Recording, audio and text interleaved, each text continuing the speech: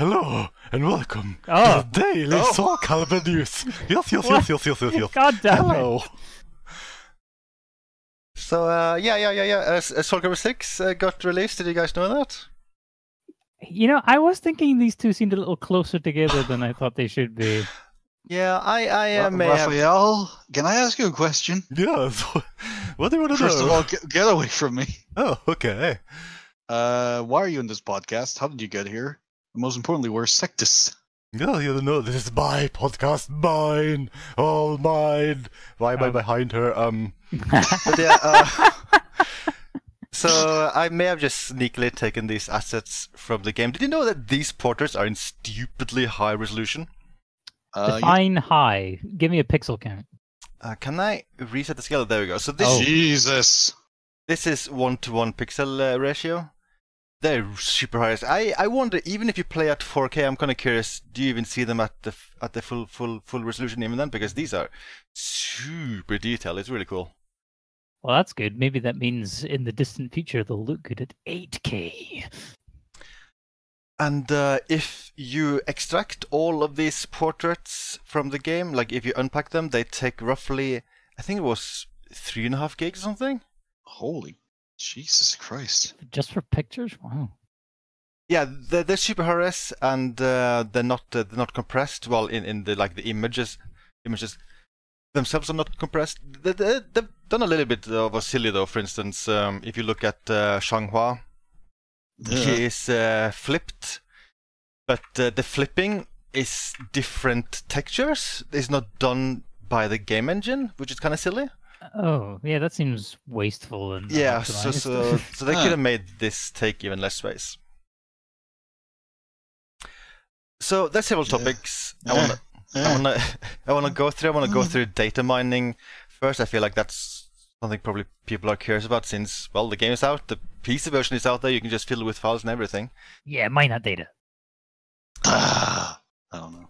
So I'll just I'll just there we go. Hello. Oh, what a nice house. Yes. But what do you think of this? What the hell? We're back at the PS1 then, or the Dreamcast again? So, Cassandra's seen better days. I'll stab you! So, Libra of Soul, you will meet various characters, and they have portraits based on 3D models, and this is one of them. I think this is the Colossus from Soul Calibur 3? I'm not sure, I didn't look it up, but I think it is. Is this the god that Sophia is, like, worshipping and stuff like that? Well, if it was something from an older game, it would explain the low poly count. It's just really weird, because 99% of the portraits you see, they're from from the cast of Soul Calibur 6, or they're based on like Critical Soul characters from Soul Calibur 6. So it's kind of weird seeing this thing suddenly. And that's what is that? What is the everything? Just everything. Yes, I agree with the everything. And there are more interesting portraits in Libra Soul. For instance, I think this is supposed to be Huang. I think it is supposed to be Huang. Poor guy, he's a creative soul again. Yeah, the thing is, like, his outfit, this is not what he's supposed to be wearing. This looks very generic. I think the headwear is unique. Yeah, I think so, but I'm not certain if this is a 3D thing or if they just drew over a 3D model with the headband and hair. It likely might just be a drover, but yeah. The face, I think the face is a creative soul. The hair definitely is. That's spiky hair. That's the thing you can pick. I think someone posted a screenshot of you actually fighting him in Libra of Soul. I should have included that, but I want to say that he looked super generic in the game as well. I can't remember what his hair looked like in the screenshot. And I know the outfit here, that's the noble garment, because I used that on one of the characters I created. So I recognize that one. And even more interesting is this guy right here. This is from Soul Calibur 5. I was supposed to show this one first. This is another portrait in Libra of Soul based on Edgemaster. You will never see a 3D model of in the entire game. His 3D model also doesn't exist among game assets, but he does have this portrait in Libra of Soul. And he's voiced by TJ Storm, aka Josh Stone from RE5. Oh wow. That's up. But reprising the role from 5. This model is completely identical to this from Soul Calibur 5. Yep. I Super guess he likes identical. lions. A little bit. I mean, he's got at least 3 of them that we can see. And then this. Oh, hey, Amy.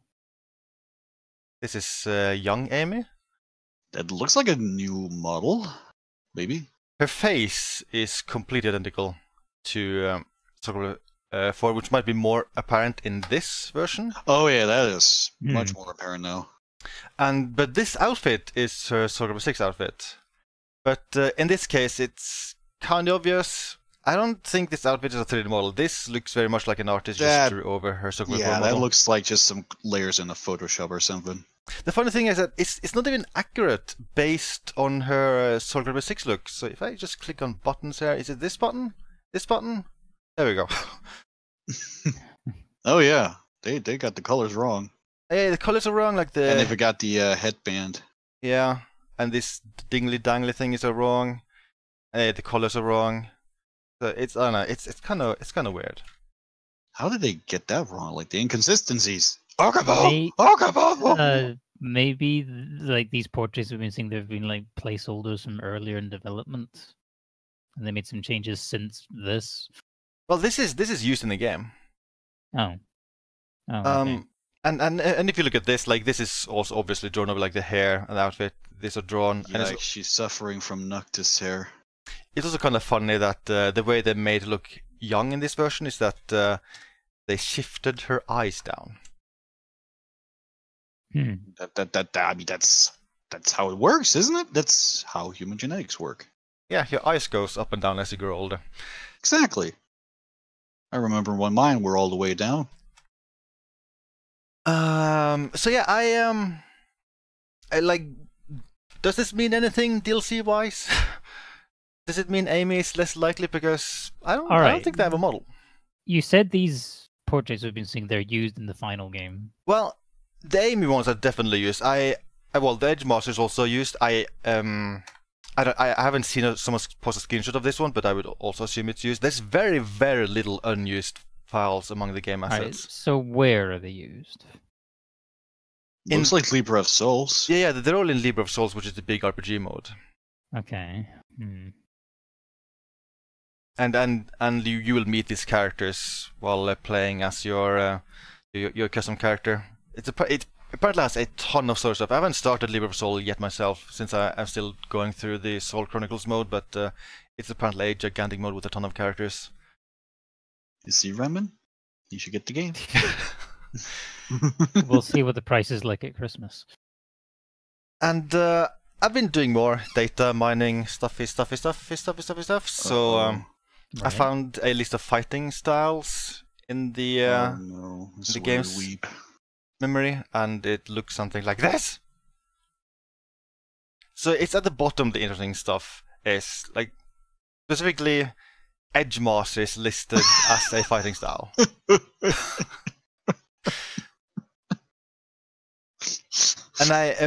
And there's one thing I kind of found fun is that the lizard man who is in the game is actually called Lesser Lizard Man.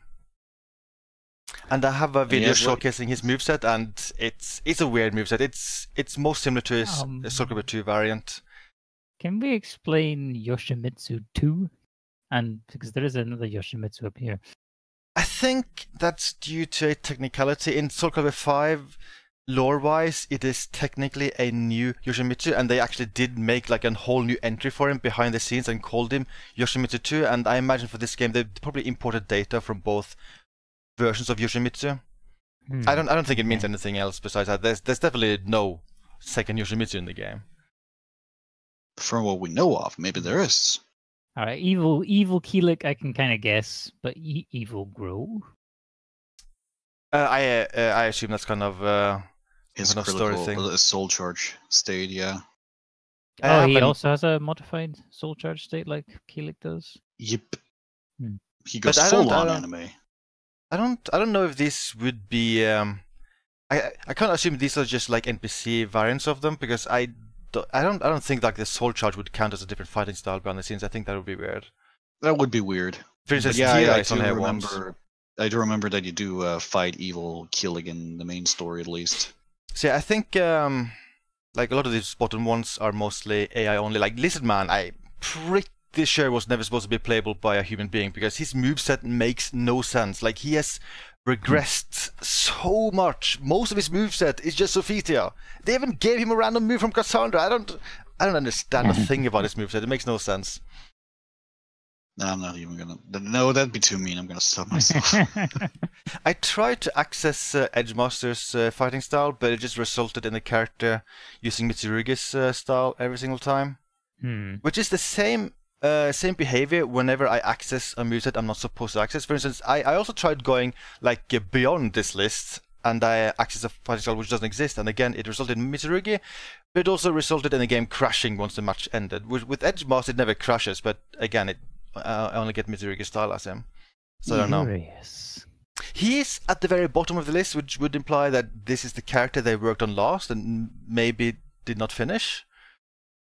But Edgemaster would be bizarre for a DLC.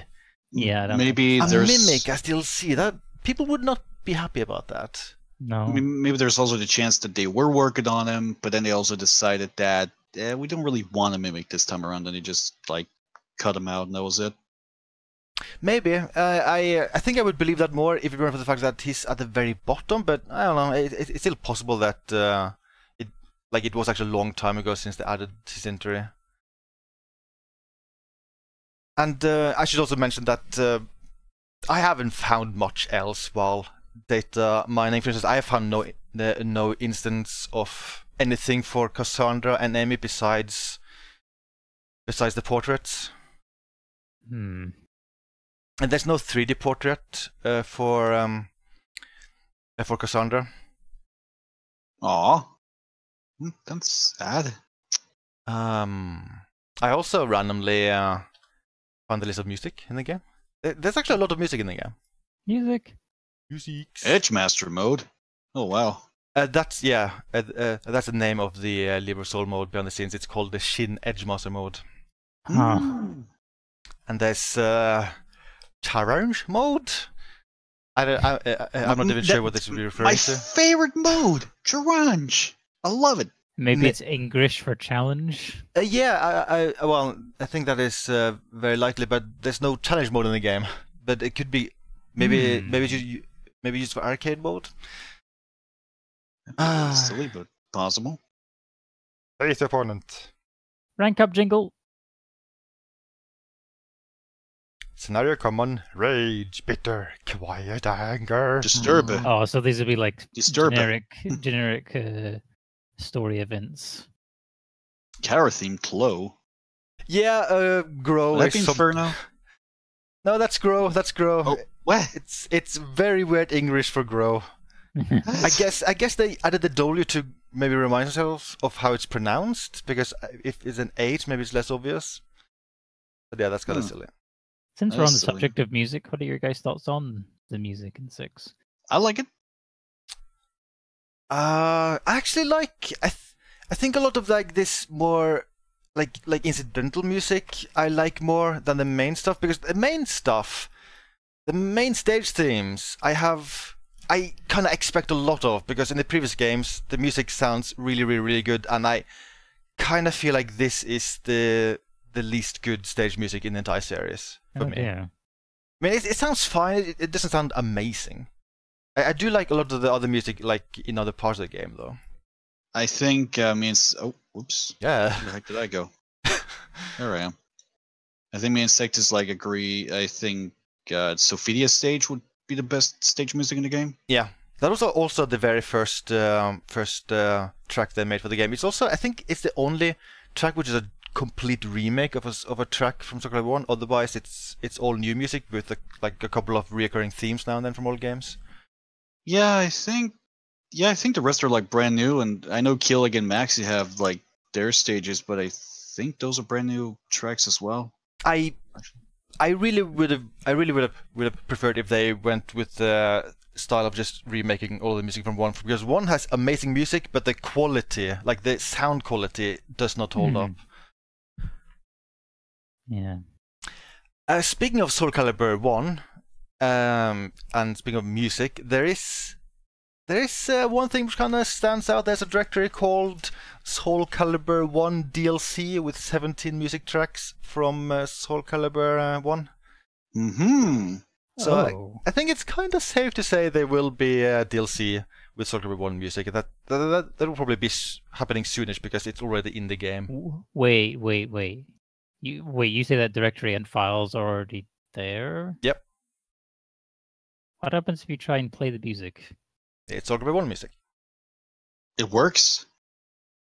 Well, I mean, I haven't tried to like get it working in the game, but you can just extract the files and listen to them. And yeah, it's Soul Calibur 1 music, and the 17 tracks corresponds to the 17 stages. I think it's 17 stages in Soul Calibur 1. Are they gonna There's not even 17 stages in Soul Calibur 6. Are they gonna do on-disc DLC? Because that's what this sounds like. Well, they already did it with Tira. Yeah. I mean, also it's I don't know, it's not that unusual in industry, is it?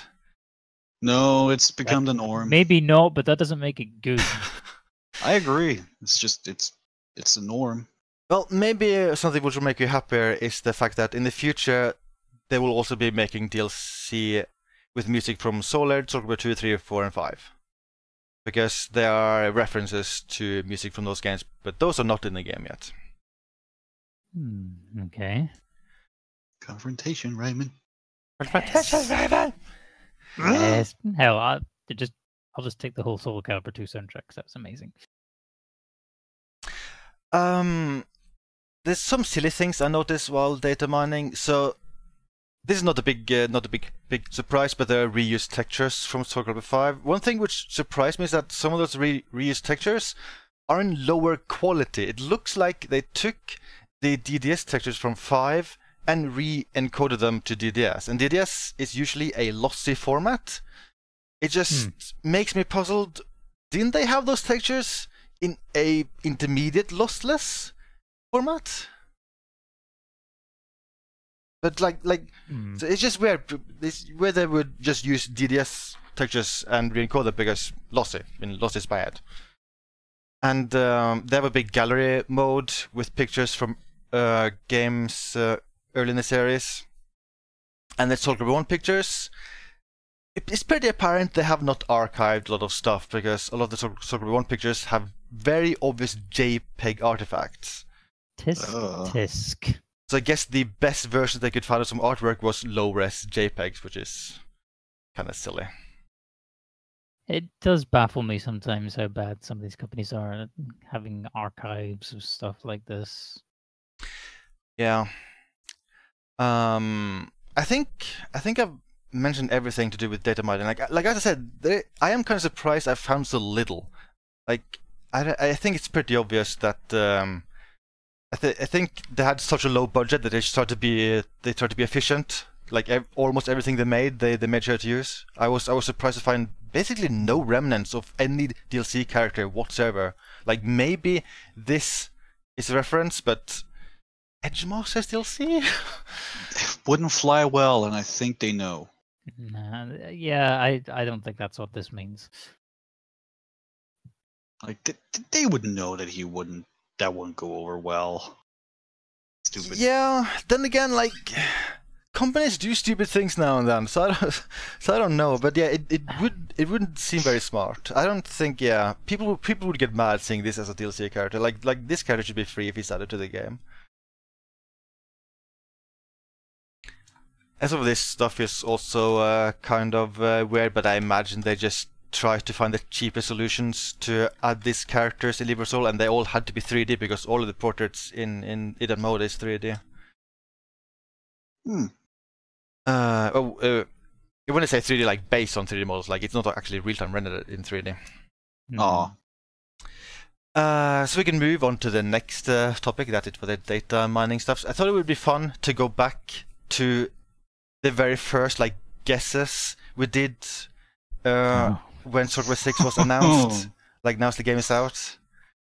So this is the roster for the final version of the game. Yes. Okay. Tira is a DLC character. Inferno is an unlockable.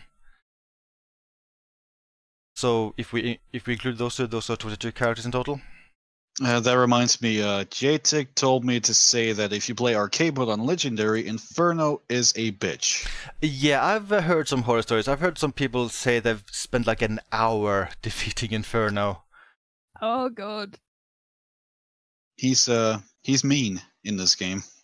I will say though, it is very possible to cheese arcade mode. If you have trouble, just choose Inferno, because for some reason you can play as Inferno in arcade mode, and that makes everything stupid easy because he's very overpowered. Oh. Yeah. I don't know why you can choose him in arcade mode. It kind of makes I don't know, it's weird. Anyway, so this is the final roster. The game was announced last year in December, and then we also decided to try to guess what the final roster would be back then. Mm-hmm. I remember the very first trailer. Like, they only revealed Mitsurugi Saviti and they teased Grow. Yeah. The wait is over. Let's begin. So we didn't have a lot of information back then, but we still tried to make our best guess as to who the characters would be.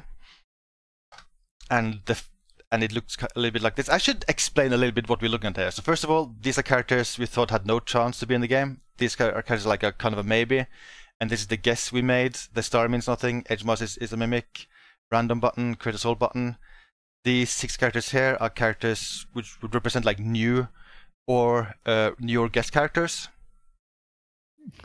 We were off on that one. Yeah, but I want to say, besides that, this is actually surprisingly accurate. Like, you have to replace Hwang with Soslamel and remove Edgemaster. Otherwise, this is actually accurate. Yeah.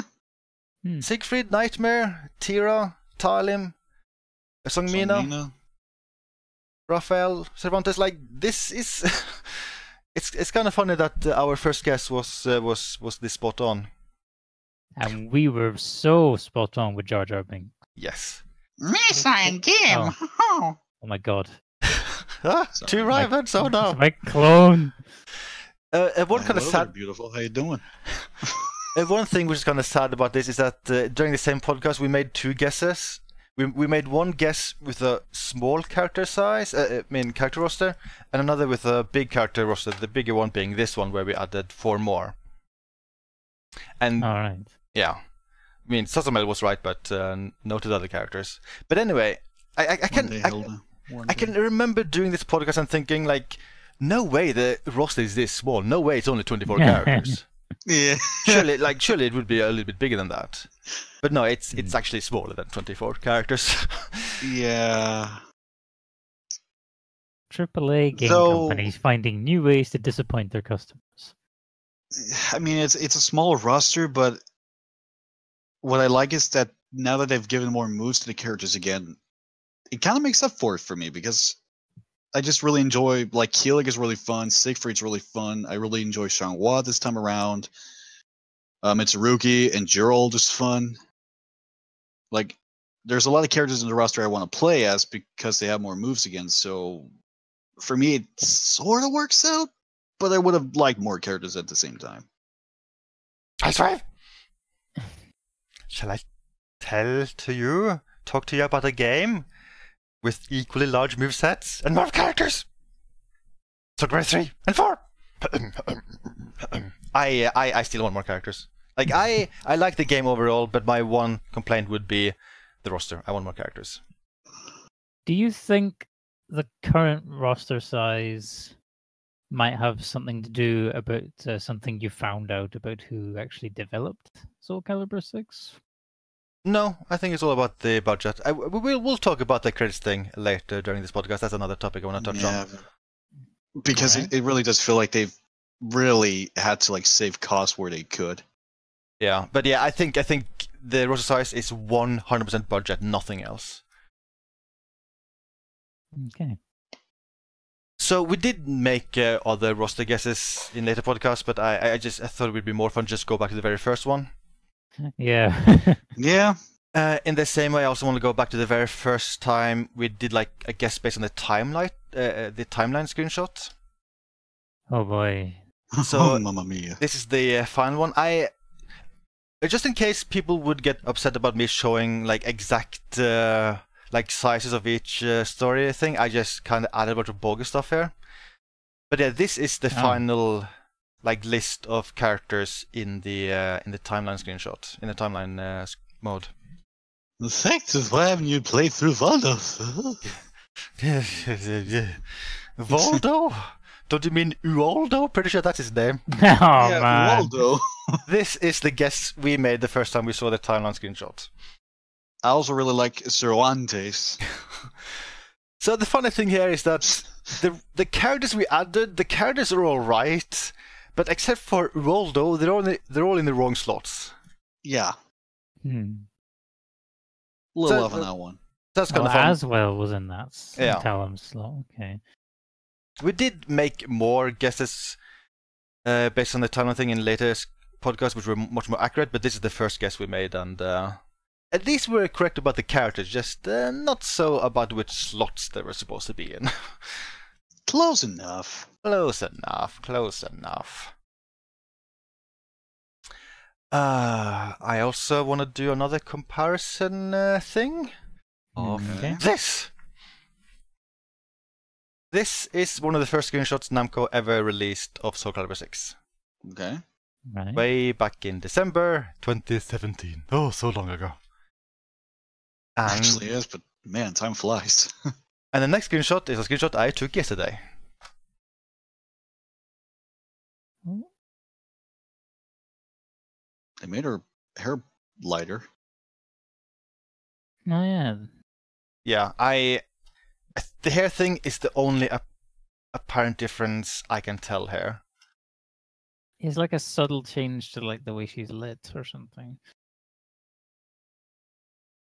Yeah, the rest. Because like the skin on her face is also a bit lighter, just a touch. It might just be like I don't know, like the lighting direction is ever so slightly different. So maybe that like that is the reason. I don't know. Yeah. Either way, it looks very similar to when it first got revealed.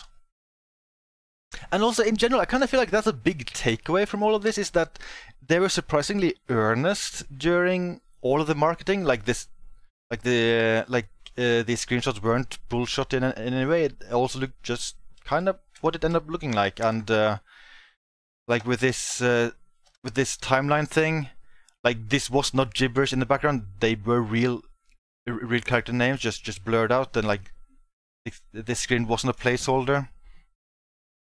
Yeah, and- that's actually kind of refreshing in a way. And the very first time we saw the character select screen, like the quantity of slots was very close to the final count of characters, which was 20. Like I can just remember, like whenever we heard news about the game, there was a lot of people saying like we should not dig deep into this because everything is just placeholder. But no, almost everything was kind of the final thing. That's unusual. Yeah. You To say do the expect least. more changes. It might also just be a budget thing. Like if they had a bigger budget, they'd probably care more about how they did the marketing. Yeah. And maybe there wouldn't have been Well, as many marketing leaks. came late. So I want to briefly talk a little bit about how the game is being received. Okay. I have prepared numbers. Oh. It's a good sign. So if you go to steamcharts.com, that's a handy website for looking at various like player-based numbers for games. And these are like the highest player count various fighting games on Steam have ever had. So and well, this would basically mean like day one numbers, because almost always the player base will go down after day one, which is a normal occurrence. Still, though, I'm surprised the Soul Calibur 6 peak has already eclipsed SF5. Yeah, like based on this, Soul Calibur 6 is kind of looking to be the third most successful fighting game on Steam, player base wise. I mean, Dragon Ball is just insane with this number, but otherwise, Soul Calibur 6 is looking very good here. Also beating. That's anime brand powered work, boys. I mean, it's beating Street Fighter 5, it's beating every game by NetherRealm. Actually, yeah, hell, like the top 3 are all owned by Bandai Namco. They're all published by Bandai Namco. So I'm hoping this is a sign that Soul Calibur 6 is doing well financially. Yeah, This yeah. one's just sad. yeah, it's gonna be even more sad about King of Fighters 14 when I go to the next picture here. Oh no. But I'm hoping this means it is successful. One thing to note is that Soul Calibur 6 does not have a very big budget, therefore it doesn't need as many sales as other games to have a good net profit. You never know with how the Bamco higher ups feel. Yeah. Maybe they got insane numbers in mind because it didn't do 5 billion copies. Cancel the series. So I have also included a screenshot of total sales so far. Oh. So we don't have exact numbers for Soul Calibur 6 so far, based on the site Steam Spy, which seems to be usually fairly accurate. It is between 100k and 200k. And note that this was after 2 days, I think. I think I made this like infographic after 2 days. Oh wow, after the game was out. That's a pretty good start then. Yeah, considering this is PC only figures. Yeah, this is only for Steam, and these other numbers are based on a leak which happened earlier this year with Steam, where they accidentally revealed exact ownership data. I'm just looking at KOF 14. Yeah, 61k sales after 13 months. It is by far the worst out of everything here. The game isn't even bad. It's actually really fun. Yeah. Dragon Ball FighterZ yet again is showing very, very good numbers. Injustice 2. Anime brand power, boy. Yeah. And Injustice 2 has a fairly low number for being after 7 months, but I think that I want to say that Injustice 2 wasn't that out like a half year on consoles before PC? I think it was like out for a whole year before they made the PC release. Yeah, it definitely wasn't available on PC from the get-go. So I am assuming that's the reason why it is having such low sales compared to a lot of other stuff. And some NetherRealm stuff has insane sales, but I want to say that they have been in Humble Bundles. At least some of these games. I'm still surprised by Mortal Kombat X, considering when that initially came out on PC, it was a broken mess. Oh, really? And they had to do a massive update for it to fix it. Didn't they take it off Steam Store and everything for that? They might have. It was totally Batman.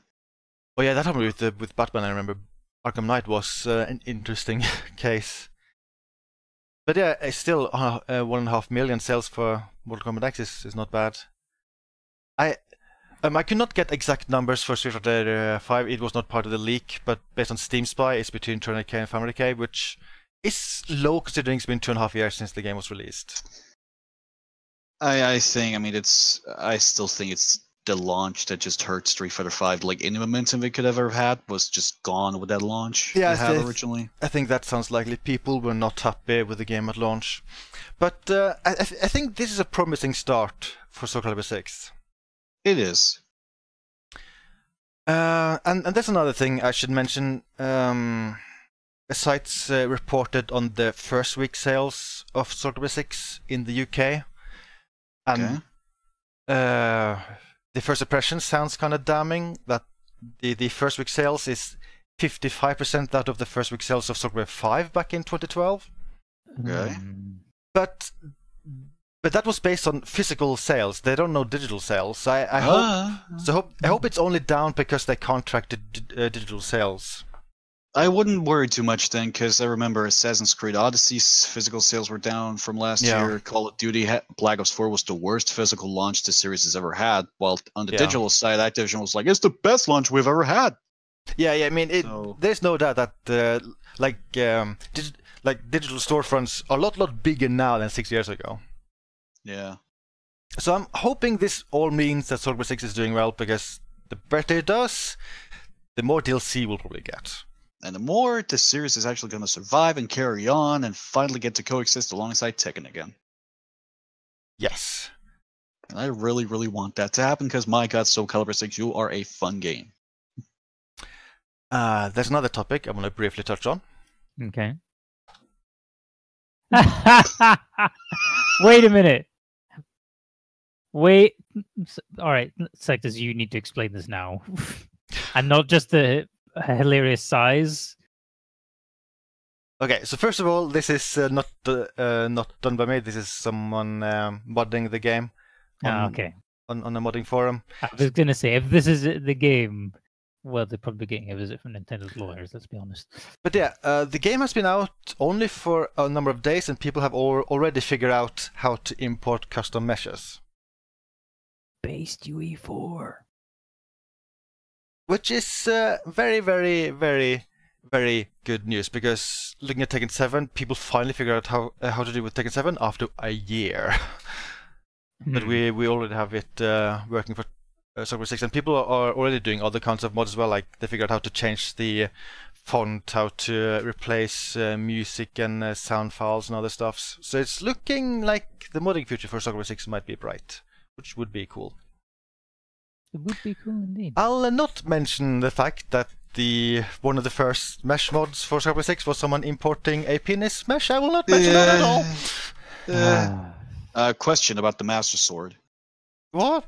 Does it actually reach that far as it looks? Like, is the hitbox actually that big? Yeah.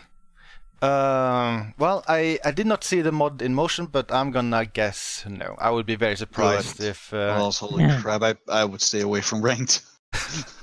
Well, you have other reasons to potentially stay away from ranked. On the PC version, people have figured out how to use Inferno in ranked. They have also figured out how to break all like boundary limits in the Creator Soul mode, and it's possible to fight like gigantic apples in ranked. All right. You sure that's a reason for me to stay away? I have Siegfried. He hits everything. But I guess the bright side is that I haven't heard this this happening very often. I think most people in ranked are just playing the game normally without cheating. Good. Mr. Luki. So I'll just show random old promotional screenshots while going through other topics here. So the wait is over. Let's begin. We briefly talked about credits for the game. Mm-hmm. Looking at the credits for the game is kind of interesting because Doggo. Yeah, even the Doggo is kind of confused about this. Namco didn't make Soul Calibur 6. It wasn't them.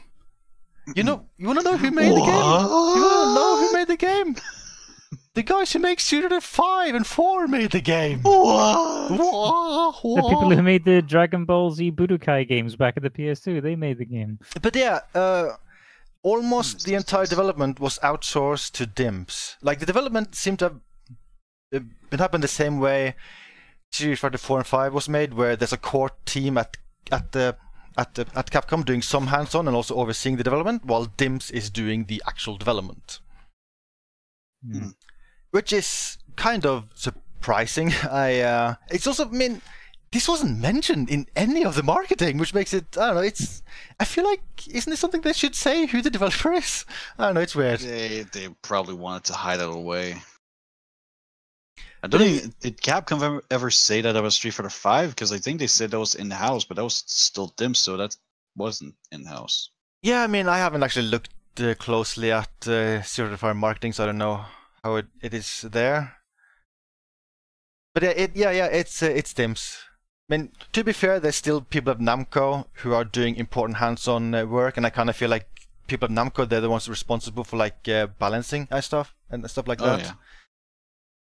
And among those Namco people, I have to say I was surprised to see so many returning people, even though they allocated a lot of the Soul Calibur team to work on Pokken. Those people returned to work on Soul Calibur 6, like all of the lead programmers and stuff like that. They returned on to Soul Calibur 6. Hey.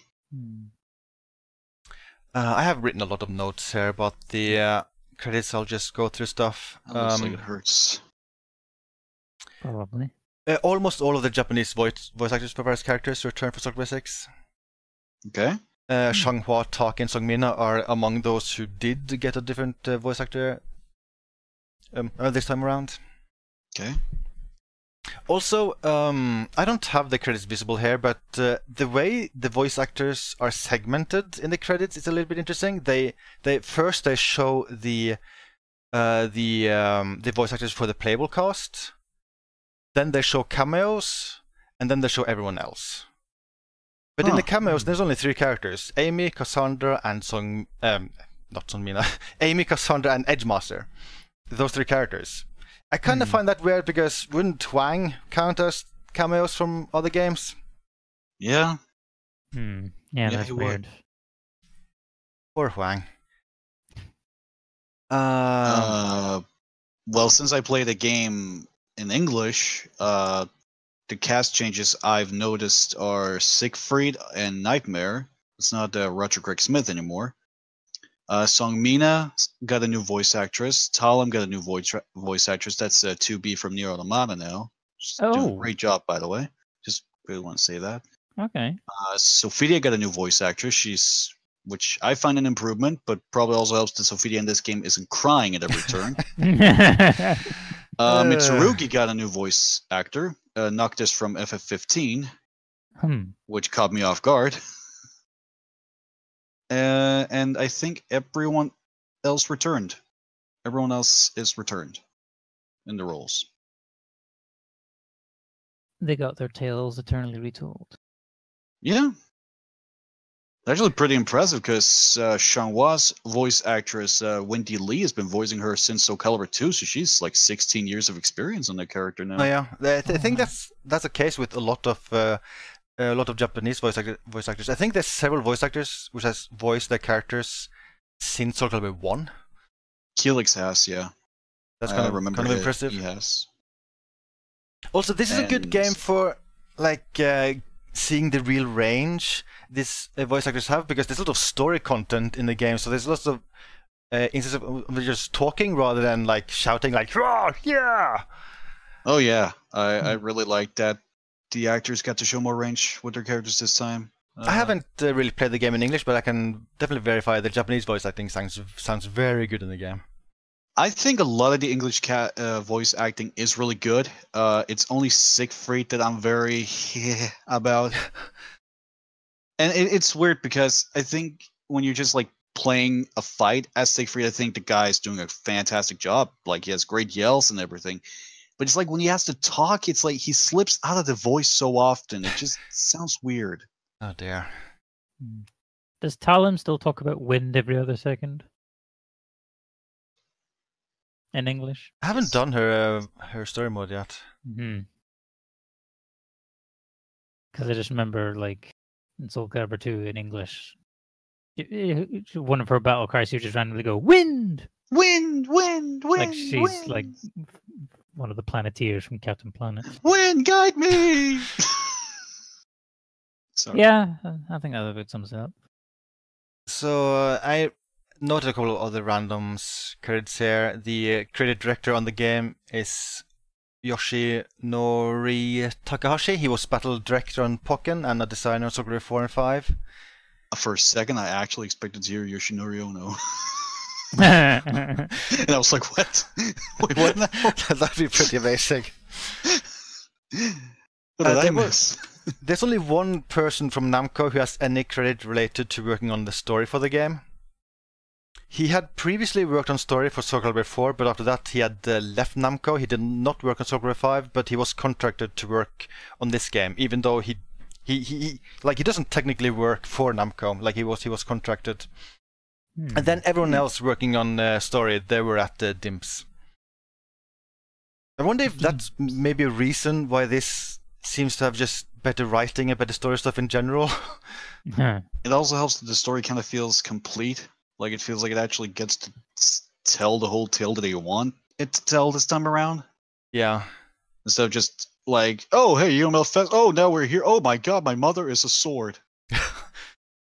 Yeah, there's one thing which bumps me out a little bit, is that there's a lot of story stuff in Soul Calibur 6 which kind of implies that... okay, so first of all, like as we know, this is a retelling of Soul Calibur 1 specifically. It also has some stuff from Soul Calibur 2, but mostly a retelling of Soul Calibur 1. But there are story plot points which kind of imply that the story will play out as it did for Soul Calibur 3, 4, and 5. Which bumps me out because this has a better story, this has better writing. I'd like to see Soul Calibur 7 like move the story forward and move it in a different direction, so we can have like a new surprising story which is actually interesting to follow. That would be great. I mean, if I have to be like, I like some of the ideas that 5 story had. Some of them Not a lot, but some of them. Like I like that Siegfried finally got out of his whole "forgive me, please forgive me" shtick. That was really nice, and that's something I kind of miss already, because Six really plays that shtick up again. I guess maybe Soul Calibur 5 story would be okay if the storytelling and writing was good, because those were parts. Well, that and if they just make sure to give like the old cast like a part in it, so they still are there. Like, as long as they're part of it, like you can still play as the characters, you still have them in your roster, you still have them in the story. You don't just magically have Shang Hua away and Killy being a mimic, but Maxi looks the same as he's always have. Yeah, there's many bad things about 5. Cervantes randomly being human again. Raphael suddenly being Nightmare. If they were to somehow retell the entire storyline, they really should just they should skip 5. Like they did so many bad things with the roster and story for that game. Yeah, that's. I mean, they could have made the story amazing if Ezio had been the hero all along. Yes, exactly. Oh dear. You were malfisted, now you must die. Recolesca de pace. So more credit stuff. It looks like the people who did concept arts for the characters in the game were Hideo Yoshi. He was the art director for this and previous Soul Calibur games, and Kaono, he was the he's been the main character illustrator since Soul Calibur 1 or 2. Oh wow. And a guy I didn't write the name of, but he worked on Soul Calibur 4 and Soul Calibur Legends. Oh, right. Well, best game, Soul Calibur Legends. Well, I mean, that game had nice art. Yeah. Like, I mean, it's the Wiimote waggles that ruins it. I mean, I still think that's a good concept for a game. It's just that they kind of mess it all up, basing it on waggle. Yeah. There is an art book with the like American collector's edition of the game. It does not feature the redesigns of Amy and Cassandra. I like, even if they're not DLC, I at least want to see those full redesigns, what they look like. Unless they really only did the top and they were like, yeah, we don't need to do more than that, guys. Pack it up. No. No. No, jeez. No.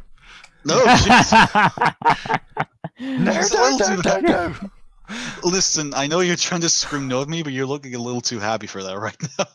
I just want to apparently point out that if you look at like the upper arms, like she's wearing stuff here. Like I think there hints that this is actually a full design, but we don't see all of it. I would be surprised if this is all they designed. I think there's more to this. I hope so too. I mean, I would like to see her back. It would be cool. Kayane made a new video recently where she had an interview with the main composer of Soul Calibur 6 and the main series of the main games called Junichi Nakatsuru. Okay. And from that we got to know more about like who did what with the music. So Nakatsuru, he did the character select theme. He did the Wings of Faith remake song, which was the first song they made for the game. And he noted that all of the stage music in the game was composed in-house by Namco. Aha. So, looking through all of my notes. Noted. I'm a little bit curious about how the development of the game went. Like Okubo mentioned in interviews that the game development started 3 years ago, and it kind of sounds unbelievable. This game had like full 3 years of development, because if you look at previous games in the series, like Soul Calibur 4, like that was released slightly less than 3 years after Soul Calibur 3, but that had an all-new engine, gigantic roster with 2P outfits and a lot of content, like ending cutscenes and everything. Well, if I can be a little rude, the 2P outfits in Soul Calibur 4 and 5 were just customized character outfits slapped on the characters. No, I think it's more the case of what they did in Soul Calibur 6, where they made them for the characters and then also ported them for the Critical Soul thing. Good point. They actually exist in two different versions in Soul Calibur 4 and 5. Like they do exist as a full mesh with better lighting, and also there also existed smaller meshes where you can use in Creator Soul. I'm pretty sure that's how they made those models. But anyway, like those games, well, especially 4, has a lot more content than 6, especially considering 6 reuses a lot of assets from 4 and 5. So I kind of feel like 3 years of development, it doesn't sound quite right. Well, wasn't there also the series of tweet that Okubo did where he was like screaming, like had enough development and all of that with the game? Like kind of had a breakdown? That was another Soul Calibur 6 producer, but yeah, that did happen. Oh. There was So I'm just wondering, like, there must have been like rocky moments. Maybe that contributes to it as well. There was also tweets by Harada where he said that I think he said that the game would not be made unless Okubo volunteered to be the new producer for the game. I love you, Okubo. So stuff definitely didn't go right, and also Okubo had to like argue with the higher ups to get the game delayed, so they had more development time. Aye. But yeah, I mean, it paid off. I mean, while there is less, I'm still just really happy with how the game turned out. I mean, the fact it's just so much fun to play. The netcode's a lot better than in the beta. Yeah, like even though they had a low budget, I think they spent that budget wisely. Oh yeah, they really did. Because when you get to like the good side of the game, it's really good. When I looked through files for the game, I did notice there are a couple of files with the date with the timestamps. Okay. For when files were either created or last updated, and I noticed the earliest timestamp I could find was from January 2017, at which point they had created some debug functionality for the game. Can you activate that? I haven't looked into it. I think it might be difficult. No, it could be fun if you could. Yeah, Just for like offline testing, of course. Not bring that online. Yeah. Don't be a meanie. But it does make me ponder. Like I could kind of see some kind of scenario where they were in pre-production with a small team at Namco, and then maybe like 1 or 2 years later, then they brought in DIMS to like do the actual production of the game. Maybe something like that happened. Potentially. Notes. Reading through notes. Okay, I wanna go back to one subject which we've been talking about every single time for the past billion months. Who are the DLC characters? My goodness. What? Who are the DLC characters? Tell me! Who are they? Tell me!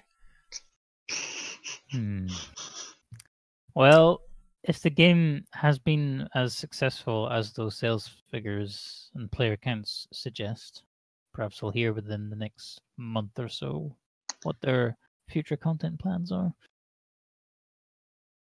I just wanna summarize some DLC information we have. Well, potential hints about DLC stuff. So we know Cassandra and Amy are the only returning characters so far with new outfits, which seems unusual.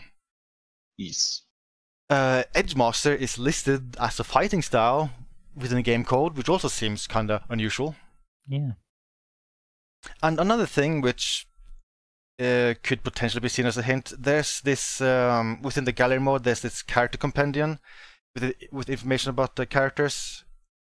And first of all the playable characters, they have their own category, and then in this character compendium, like cameos are mentioned. And this is fairly complete list. It has Amy, Cassandra, it has everyone appearing in story mode. It also includes Li Long and Yun Sung, even though they don't appear anywhere. They're mentioned in story, but they don't appear. For some reason, even Algol is in this compendium. What? The characters who are missing completely in the compendium are Rock, Setsuka, Hilde, and everyone from Soul Calibur 5. Oh, and Necrit. Algol gets in, but not Hilde? Yeah, he doesn't get in by like name. He's talked about as the Hero King, but Algol is liar. There. Hilde is the hero. God damn it! I'm so. See, I mean, maybe that could be seen as a hint, like the characters who are not mentioned at all. Maybe those are the ones they are planning to be DLC. Maybe they don't want to mention them to keep them hidden until they're announced as a DLC. It's possible. Finally trying to combat the leaks. But Sectus, that means you just kind of this proved that Cassandra might make it in. Well, Cassandra and Amy are not exactly guaranteed to be in anyway. I mean, I'm just trying to go through various theories, like figure out which one is the most likely. I will say that I don't think Rock has any chances whatsoever. No, to be in the game. he's a no-go. He better be a no-go. I mean, They never really brought much. They gave his throws, a bunch of his throws to Astaroth. I feel like that's a huge hint. And also, he doesn't get any mention. As far as I know, he doesn't get any mention whatsoever anywhere in the game. Like Setsuko and Hilda, they are ever so slightly briefly mentioned in some story stuff, even though they don't have their own character companion entries. Oh yeah. But Rock is just Nightmare completely Story. missing in action, as far as I know. But Vectus, what about Bangu? Bangu, I can confirm, is not mentioned in the game. Oh. I think Hilda is an interesting example. For instance, Yun-Sung is ever so slightly briefly mentioned in dialogue, and they did actually give him an entry in the character companion. Hilda is also mentioned by name. She does not get a companion entry. This makes me happy. Vectus. What about Dampier? There's been no mention of Dampier. I'm sorry. Calling it No, now, you'll he's be Oh. DLC. disappointed. How strange. Yes. What about Cloud from Final Fantasy VII? That's my reply. It was gonna be in Soul Calibur 2, Yeah, I think I remember reading about that. but then the deal didn't end up happening, and then Heihachi showed up. Heihachi also not mentioned in Soul Calibur 6. Shocker. What about Link? Not mentioned either. Spawn? Nope. Yoda? Nope. The Apprentice? Nope. Darth Vader? Nope. Anglefear, one of those weird anime guest characters they had in 4. I guess that's a, I don't know, maybe. I didn't check for Anglefear. I will say that. Oh. Yeah, like if there is another guest character coming as DLC, I really don't know who it would be at this point. If the guest character entered development very late, I think 2B has a very high chance to be. I hope it's 2B. That'd be cool. I mean, with Geralt, the stars kind of aligned because I mean, Bandai Namco published the retail console versions of the Witcher games. It's you could say the same about 2B because the guy with the bad hair in Tekken 7 from Final Fantasy, he's a guest character in that. And Square Although I'm Enix. not to say, my hair alphas don't exist. And Square Enix, they also own 2B. Oh, right. But will they be strict and be like, yeah, you can't customize her at all, by the way? We won't allow that? Because that's how Noctis ended up in Tekken 7. Maybe, like you can't really customize Geralt a whole lot in 6, you can only change his colors. Wait, I can color him? I think you can change the colors. This gives me ideas. Well, that kind of makes sense because I think all right, I haven't played Witcher 3, but I think there is some sort of like customization you can do with his various armors and outfits in that game. I will say that I don't think they've recently. Well, I mean, I think they only recently started working on the DLC characters. I don't think they went out of the way to remove DLC characters from assets because, well, Soul Calibur 1 music DLC is just right there, and I just don't get any. I don't get any impression they went out of the way to remove files from the final game. I think they actually started very, very late with DLC characters, who besides Tira. But I also think that Tira was supposed to be part of the main game all along. Yeah, and then Namco higher-ups were like, yeah, no, you do DLC now, okay? Thank you. Yeah. Silly higher-ups. Well, Yeah, she's like, even if you don't patch the game, she shows up in arcade mode. Yeah. Like, that's how early she's in. And among game assets, there's no indication whatsoever that they started making her before other characters. I mean, after other characters. And you, Ruben? Sorry, I cut you off. Well, I imagine in like maybe like a couple of weeks to a couple of months, there'll be some sort of press release saying, "Hey, Soul Calibur 6 is very well," and then there might be some detailing of future plans. Like, here's our update plan. Here's who the next DLC character is going to be. If the game has been doing well, we're proud to announce Octopus Yoshimitsu from Tekken 7. I think I'll be very surprised if they end up cancelling any kind of DLC plans if the game does poorly. That would be very mean to people who have bought the season pass already. They won't. I think the only way that would happen is if the game had done like extremely poorly, like worse than every other game that we'd seen on that list of like charts. Even Capcom finished their DLC plans for Umbrella Corps. Like, did that even have DLC plans? Yeah, they added stages. They added the RE1 mansion and other things. No, I honestly thought you were going to bring up Marvel vs. Capcom Infinite as an example. It still hurts, by the way. Thank you for asking. You're welcome. I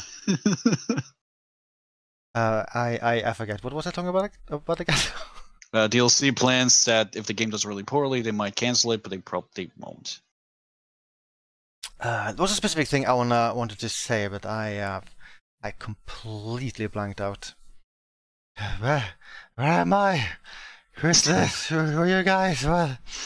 I'm Ryman. That's Ice Wave. Oh, wow. Hello, Ryman. Hello, Ice Wave. How are you doing? Achlad. I don't know. Jill. Hey, that's pretty spot on. Thank you. But I was gonna say that I think it's very, very, very likely the next DLC we'll see is Soul Calibur 1 music, because that's already in the game. Yeah. It's a question of how soon. I think there might be quite a bit of complaining about that, as with Tira, because I don't think that'll be part of the season pass.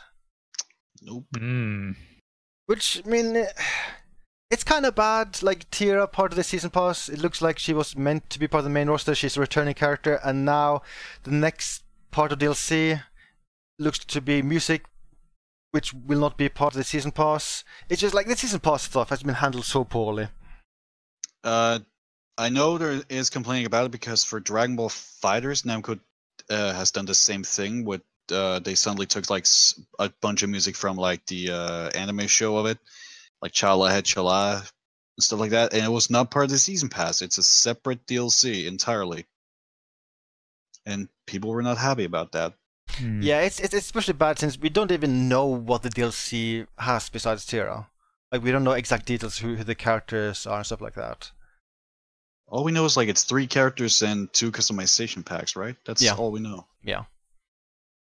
And I'm worried those customization packs are gonna be like a bunch of 4 and 5 assets they just didn't add just yet. I think it has to be, because there are a lot of customization pieces missing from 4 and 5. So I think it's a given. It'll mostly be returning items. Oh. Yeah, right now, like the DLC characters are the biggest question mark. Yeah, I have no idea when they're going to reveal them. Yeah, I'm super curious who they are, and I guess the most likely candidates are Cassandra, Amy, Setsuka, Hilda, and I guess Edgemaster. No. Off the list with that guy. He's partially implemented as a fighting style. Sectus, he's not a waifu. Let's try and look at the bright side. Sure, Bandai Namco will want to release paid DLC for this game, but surely we can't rule them out doing a free update here and there. Tekken never did it. Oh, really? Tekken 7 never ever gave you a free character. No. You pay for them. I think it was like a very tiny amount of free stuff for Tekken 7. Didn't they like give out like 1 or 2 costumes? That was only story mode costumes, like costumes they already made. It was all on disc stuff, granted, but yeah. They took a year for that to come out. I think the only Tekken game that did that was like Tekken Tag 2. Like that just all out of nowhere was like, hey, here's an update, and here's like 6 free characters. Which were also all on disc, and I can remember Harada was pretty pissed off at Twitter when people discovered those characters day one. Yep. This is why don't do it. This is why in the Tekken 7 files, Akuma is Mr. X and Geese is Mr. Y. But yeah, I so want to know who the DLC characters are. Like, Mr. Set, maybe? For me personally, it would be huge if Cassandra actually makes it in, because I really do miss her movesets. Like, I've been trying to play as Sophia, and no. Sophia is boring. She's so boring to play compared to Cassandra. What about Raphael? I'm leaning towards actually dropping Raphael. What? What? I don't like some of the changes they've done to him. I mean, he's fun to play as. Just there's some things which really annoy me. For instance, this is a minor thing, but he has one like low poke move from he was in 4 and 5. In 4 and 5, I'm pretty sure the input was down, back, and BB. Yeah. He has the same move in 6. The input is now B down B. That input is weird and awkward. But that's the most. That is not the most annoying thing. So he has one very basic poke, which is super fast, which is forward B, poke, poke, poke. Very easy and quick to do. Very useful. They have given him a new move. I'm actually a series of moves. It's back forward A, back forward B, back forward K. Those are all new moves. The thing is, when you're 8 running, you will usually just like walk around, and maybe while doing that, I will suddenly decide, oh, I want to do forward B. The thing is, if the last input before that was back, it then becomes back forward B instead. I have done that mistake so many times. And it's kind of annoying me. You are describing how I still kind of feel with Keelik. But on the bright side, like, I've started to play more and more as Shanghua. I think she's a fun character. You should play as Keelik. No, I'm not going to the dark side. Come to the dark side, we have cookies. Sectus, I have a suggestion for a new main you could take up. What? You could play as Obelix. Yeah, that's a good one. We should probably have a podcast at one point where we go through Creator Soul characters, because people have already made some pretty impressive stuff. But yeah, I think we're losing Icewave here. But that is one thing I miss about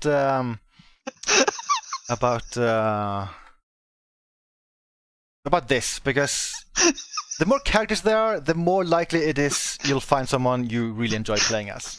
We really destroyed Icewave. I didn't expect it to be that easy. I'm not sure there's any saving him at this point. Is it his nose? I think it's his nose. I think it's his everything. He has like I don't know. It kind of looks like his mustache is just two carrots. Okay, I'm fine. Maybe I should make sure to link this picture in the video. video I think it's description. important. It's important enough. Oh, Jesus Christ. Should we also talk about general impressions of the game? Because the game has been out for, well, it's been out for a week now, right? Yep. Sure. You want to start, Sectus, since you have the most experience with the franchise here? Okay, so first of all, I have spent a lot of time, like, trying to do modding stuff with the game, doing data mining. So I like under normal circumstances, I would have put a lot more time into the game. At this point, like, I have focused a lot on going through the Soul Chronicles, the story stuff in the game. And there is no doubt that this is the best story content in the entire franchise. Like, I feel like this is the first time they're actually telling coherent stories at all. And like, it's fun to see the characters, to see the personalities of the characters, and the writing isn't bad. And even though it's just still pictures, I think the artwork looks really good. Is it the best story mode you played in a fighting game? Probably. I mean, the competition is kind of weak, so that helps. Yeah, I guess. Zectus. What? Zangief breaking a katana with his pure muscles in Street Fighter 5 says hi.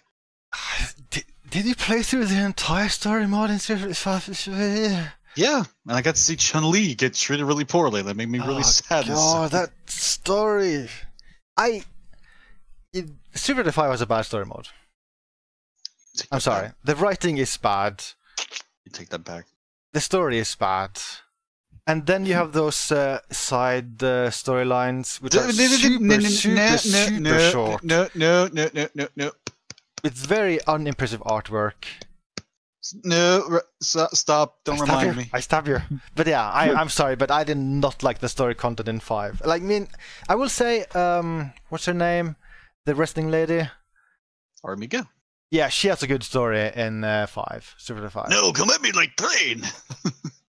So that is good. Otherwise, it's a lot of bad, in my personal opinion. I'm sorry. Marvel vs. Capcom Infinite. You played that one? Yeah. I don't know what happened. Yeah. I was confused all the time playing through the story, but it's just a bunch of nonsense. That story starts in a weird place and doesn't really explain it all too well. It is fun to see like Spider-Man working alongside Chris Redfield because it makes no freaking sense, but that story mode is just it's kind of just gibberish. I feel like the best parts is like when Frank West is on screen. Like for whatever reason, I remember the scenes with him the most. I like the raccoon. Oh yeah, Rocket Raccoon. And shall I also compare this to like Soul Calibur 5 story mode? No. King of Fighters 13 story mode. There's a lot of really bad story modes out there. That has story mode? Yeah, King of Fighters 13 had, yeah. It's really bad. Huh. Never knew. We can compare it to Tekken 7 since that was like Namco's latest effort from like their big fighting IP. Heihachi was responsible for the murder of my family. I am very upset and mad. Time for some tea. I got a letter from my son. It said, "Father, I love you." I was so happy, I almost cried. He can't emote, so he has to spell it out for us. Then I found a letter that the son wrote to his father. It said, "Father, one day I will tear you to pieces." But the big question is, what should I have for dinner today? I was thinking maybe some pizza since it's a Friday. I really like it with sausage on top. But then pizza. a man stood next to me and said, "Excellent," and gave me a thumbs up. I don't know who that man is. Please help me, somebody. And now there's a giant panda bear outside. I don't understand. But yeah, Tekken 7 story mode it is bad almost entirely because of that. Like that narration, I don't know what they were thinking. That it ruins, like when it like really just takes him out of it and like really just focuses on the characters, it's okay. Because like good voice acting and all of that finally appears, but the narrator has such a prominent part in it, it really just hurts it for me. Like, and I'm a guy that actually tried to understand Tekken story once. Like, I was invested in it, and then Tekken 6 happened with its plot, and then 7 happened with its plot and presentation of the plot. Now I'm just kind of like, do I actually want to care? No. It was tough going through the story mode because that narration is actually a huge part of the story mode. Like, it keeps going back to the journalist over and over and over again. And it's so disjointed. Like, he's not even necessary for the most part. Yeah. Because he's just being told what happened. So why not just skip it and just show us what happened? We don't need a lead up to everything. Injustice 2, I think, has an actual good story mode. Oh, I still need to play that game one day. I've certainly heard good things about actually both Injustice games in terms of their story modes. 2 is really good facial capture, like holy bananas. But I think Soul Calibur 6 story mode works better as a gameplay mode because you can choose which story mode to go through. Like every single character has a story mode, so you can choose which character you want to play as, and it like because of the setup, like it's basically set up as a visual novel, which means it can do a lot of storytelling, which I think is it's a good setup. I kind of wish maybe they had like tweaked the pacing, maybe include a little bit more combat, because there are some story modes where it's like 90% visual novel and then like only 10% combat, and I would like a little bit more combat. It'd also be nice if they maybe added some more choices during some of the storytelling. I don't know. Yeah, I agree. But even as it is, this is by far the best story content in any Soul Calibur. Absolutely. One thing I also really just like with how they're doing the story is like the new characters, you actually get to know who they are. Like you get to know their background, how they get involved in it, like what is their goal and stuff like you learn everyone's goal. That's something I really appreciate. Like every character actually has a reason for being there. Yeah, and you could say the same about the old characters as well. You get to know a lot more details about about the overall goals and how they like and everything. Yeah. Okay. Like I always knew that Siegfried like accidentally killed his own father, but I never knew it drove him like this mad and haunted him this badly.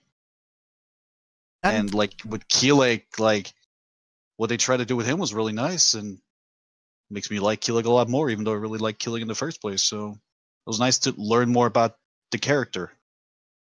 And some of and they do some very different stuff with some of the story modes. For instance, Song Mina's story, she's the one narrating her own story, so that has a very different feel to it. Okay. Speaking of narrator, Soul Calibur actually has a good narrator. Second team, it's possible. And I like what they did with Mitsurugi. Like I did not expect to see them do this, but he's basically just treated as comic relief. His story is just him being a complete lunatic and an imbecile essentially. He's not a very intelligent person, and it's just funny like seeing them treat the character like that. Huh. It also helps that his voice actor does well in both languages. Like he has a really good English dub, which is what I play in. And I know the Japanese is always great because Japan is really good at dubbing. They're just really good. And the story stuff is very exhaustive. I'm trying to think. So I think I spent like 1 hour on the main story, which was surprisingly short. But each like side story is roughly 30 minutes long. Yep. So if I do quick math stuff. Math. Yes, math. So I clicked the wrong button there. I'm bad at doing math in my head, so I'll just quickly click button. So that. How many characters is it we have in the game again? 21. 21 times 30. So it should be around like 11 to 12 hours of content with the story stuff. And then you have Libra Souls waiting. You want a sideline after that? Yeah, I haven't even started Libra of Soul yet, but that seems to be a very long mode as well. I've heard people saying that they've spent maybe like 15 hours beating all of that mode. It's weird. Like I've said this before, it's weird to have a modern fighting game that actually has content to do. Yeah, I think this would easily get second place in the Soul Calibur series when it comes to quantity of single player content. Like Soul Calibur 3, pretty impossible to beat. But Soul Calibur 6 easily second place. The game was like, you want single player content, we're gonna give you single player content. Yeah, they went all in with Soul Calibur 3. That was insane. But Soul Calibur 6, and also if you just compare to fighting games in general, it would be way up there when it comes to single player stuff to do. It's okay. NetherRealm may still have it beat because NetherRealm does actually go pretty crazy with content, but it's close. So wait, you guys are saying that Soul Calibur 3 and 6 had like the best and most amount of single player content? Yes. Yeah. Does that mean we'll have to wait for Soul Calibur 9 for this to happen again? Yes. It only happens in multiples of 3. Yes. When you include Soul Edge? Well, I mean, that has a solid offering too. I mean, I'm just saying, like based on numbering, like Soul Edge is technically the first game of the series. Number ones. So technically, it's not the first game called Soul Calibur though. True. Did you know they like the director of Soul Calibur 5 wanted to make that game called Soul Edge 2? But other people disagreed, so he didn't get his wish. Wish to disagree with him some more. But Libra Soul I can't talk about because I haven't started that yet, but I've heard people say positive things about it. And ranked play, like online play in general seems pretty good. Like the netcode seems fine.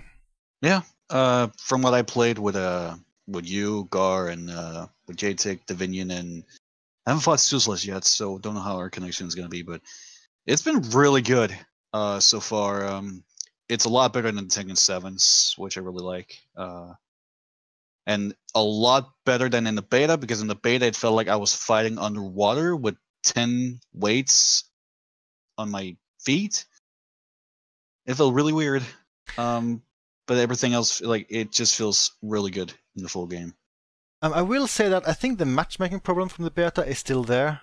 Like, if you just try to go into matchmaking, you will be waiting a long time. It is less of a problem in the main game because you can just go to casual matches, which are always instant to join, or you can matchmaking ranked via practice mode or arcade, where the waiting doesn't feel as long because you're actually doing something while waiting. But the online offering overall is extremely similar to how it worked in 5, which is not a bad thing. Like, that had a fine online setup. Yeah, that 5 that's like the one thing 5 did well, like that creator and a few other things. It's also nice to see that replays are back, although I wish there was a way to save local matches as replays. I haven't seen a way to make that possible. That seems like a weird oversight. Speaking of replays, actually kind of took me off guard because Tekken 7 doesn't have replays at all. Yeah, I was very, very, very surprised to see them add that to Soul Calibur 6.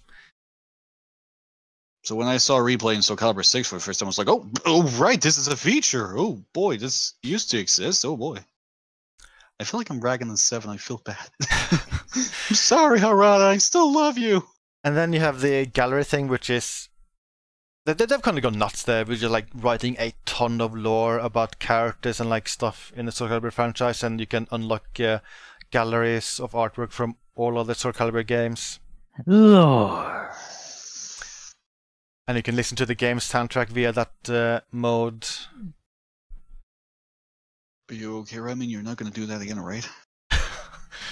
It happens whenever I say the word lore. Oh no! Did you know that Gerald has lore in it? What? He has lore? No, not the lore. Not the lore. Sorry. The museum mode has been a very pleasant surprise, which is how much info they really just jammed in there. And I will say that the combat lessons in the game, which is basically a tutorial thing, it is only text, but it is very, very, very useful. They actually have like very valuable information about every single character, how their place that is. I think that is super good for people who are new to the game, and even people who are experienced. They might learn some things from that. Yep. And even if people out there are against reading, I still suggest you try to go through some of that, because it is really, really, really valuable information about learning how to get good at the game. I gotta take another jab at Tekken 7 for this one because tutorial stuff, but it's better than Tekken 7 because I remember in that Harada was just like, the story mode will serve as a tutorial, when it really doesn't teach you anything valuable. It teaches you very little that's valuable, like, because apparently YouTube is now so big, so they don't have to do it. Yeah, that's. I think fighting games should try to teach people. It is so important that you have a tutorial in your fighting game now. And fighting games, they're not easy games to get into. Like, they're not. they're mechanics which are like basically impossible to like guess by yourself without someone teaching you. So, like, being taught to go to YouTube isn't the best advice, because if you just Google Tekken tutorials, you might find many tutorials which are hard to follow or just plain bad. So having stuff in game, I think, is very valuable, and I think Soul Calibur 6 actually does a really good job at it. If you actually go through all of the combat lessons, you will learn the actual mechanics and how they work. Yeah, like I can only agree.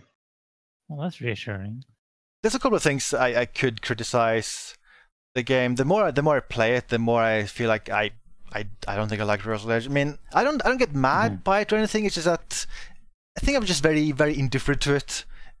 Reversal Edge, you said? Yeah, Reversal Edge. Yeah, it's also a thing I'm kind of like about, because like it really can kill a flow really easily. It isn't interesting from a mechanical standpoint, because I just feel like everyone is just guessing. You just press Which button will you press today?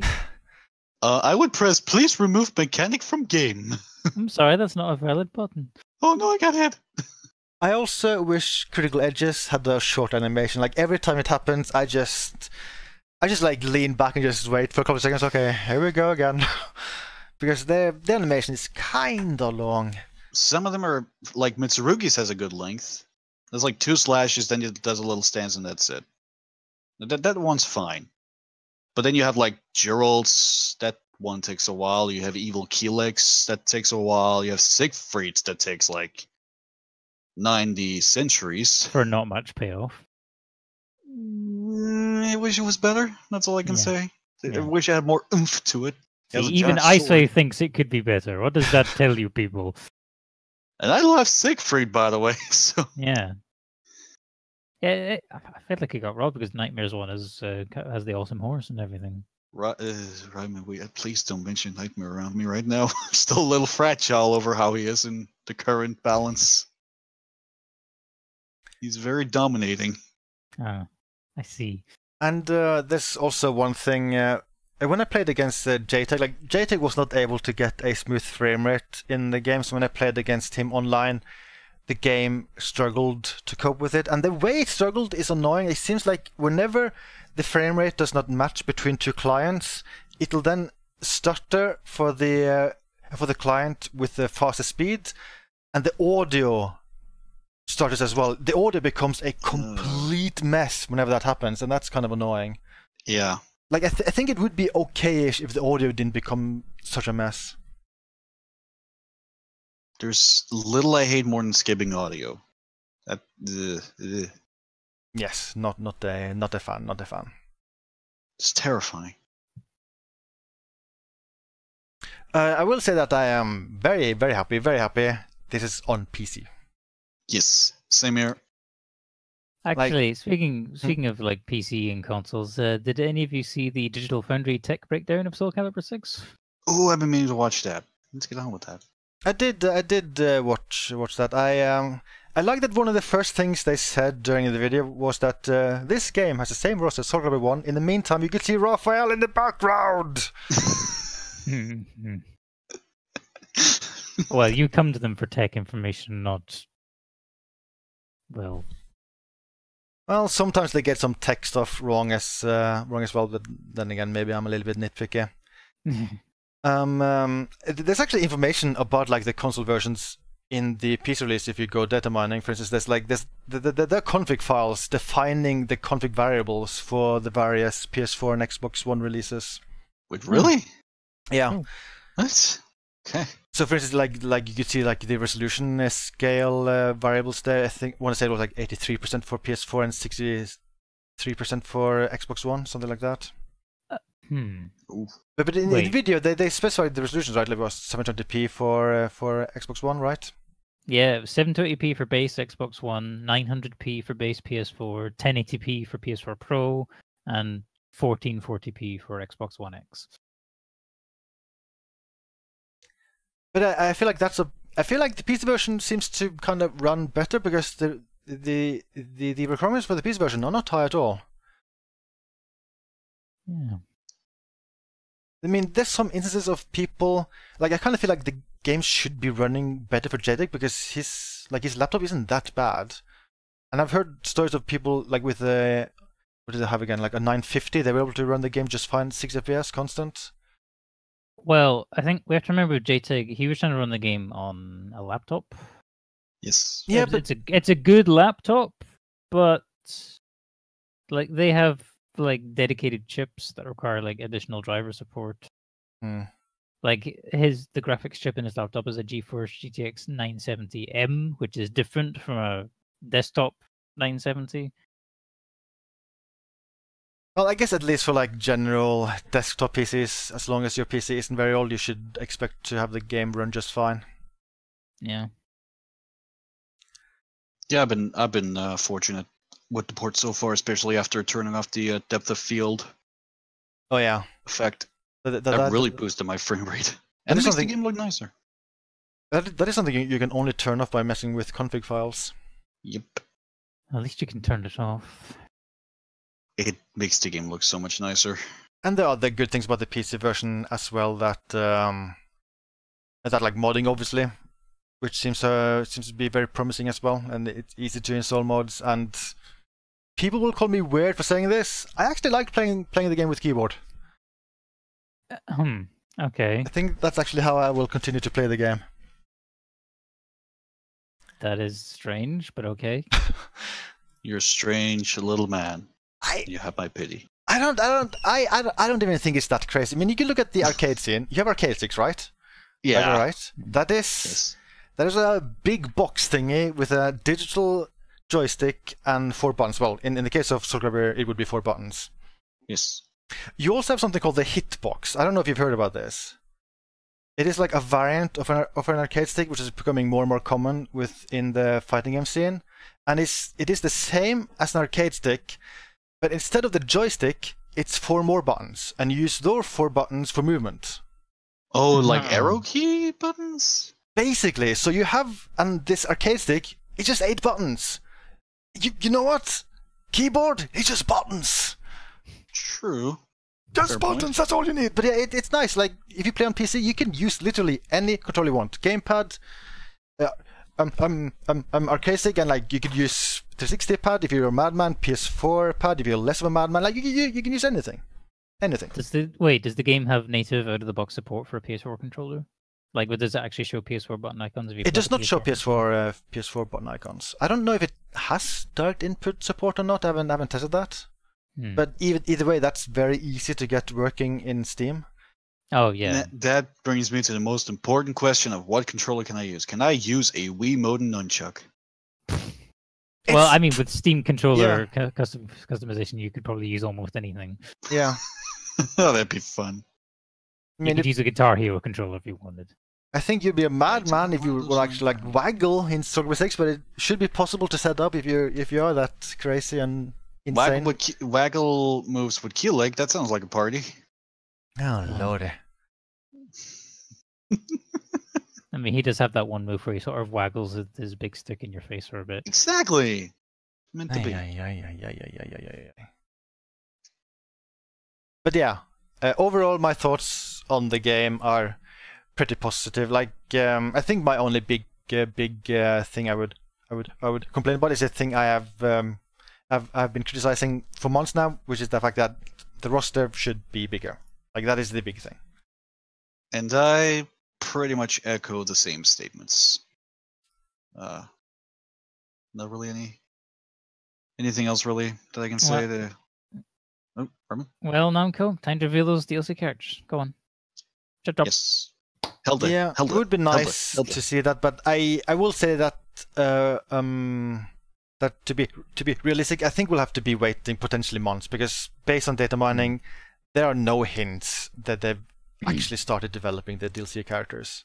Yeah, and the next like big gaming event thing would be XO18, November 10th and 11th, which is just a couple of weeks away from when we're recording this. I don't know if they'll wait for major events to reveal DLC characters. Yeah, there is that too. I think Noctis just happened. Like, I don't even think there was an event. He just appeared out of nowhere for Tekken. I feel like maybe if they get like a huge guest character, like if they get Chibi, maybe they'll wait for an event for her. But otherwise, I kind of feel like they'll probably just announce the DLC characters out of the blue. They're probably going to announce one right after we're done with this podcast. We can do another podcast. I think that's unlikely. I think it's pretty safe to say there will probably be no announcement until they've released the Soul Calibur 1 music DLC. I think that's the first thing which will happen. All right then. But I guess that'll be it for the babbles. Okay. I think so. The bibblings, the bubblings. Yes, The yes, bibbles. yes. The lore. Ah! Yes. Yes. They're so big. But yeah, I'll see you guys next time. I can't control them. Next Oh, time. I've been buried. There I am. Oh God. I'm a layer above. That means that I am prominent here. Bye. Bye.